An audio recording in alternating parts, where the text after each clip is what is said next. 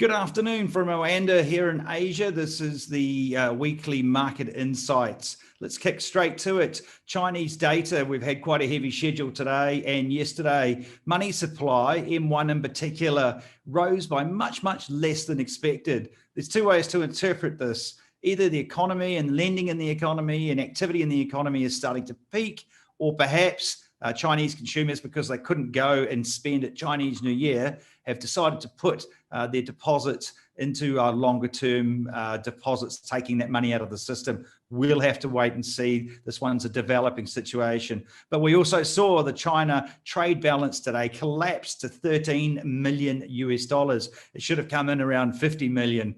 Most of that was because although exports did fall, imports raced higher, something like about 30%. And the subsectors that the imports were increasing in were right across the board, except for crude oil.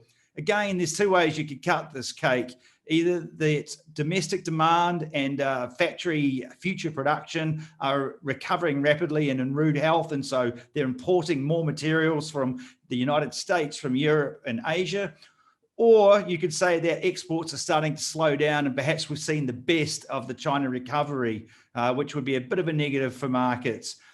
China shares did actually edge lower today, but I think the jury's out on this one, to be honest. I think that we may have seen the best of the 2020 recovery by China, but I don't think it's by any means over. And the fact that they are importing so many materials across so many subsectors does actually say to me that there's a huge appetite there for consumption and that we shouldn't be starting to get too worried about China running out of steam anytime soon. We do actually have a large data dump from China on Friday as well. We have industrial production, we have retail sales, but we also have Q1 GDP as well. And we're expecting pretty impressive numbers out of that GDP in particular. So more data to come.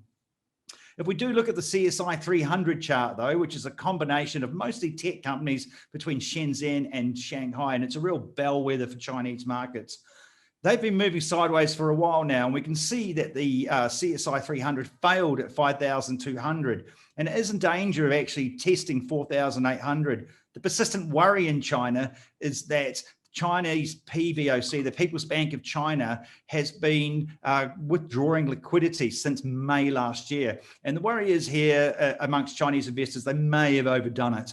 And we could be in for an extended period of weakness in Chinese equities because the PBOC is tightening monetary policy too fast and by too much.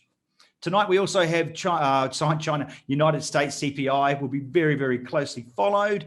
I think the danger here is that CPI actually outperforms month on month and rises above 0.5%. That could see US bond rates spike, the US dollar strengthen, equities weaken, etc. I don't think this bond tantrum or this bond taper tantrum has run its course yet, and people are being very complacent about it.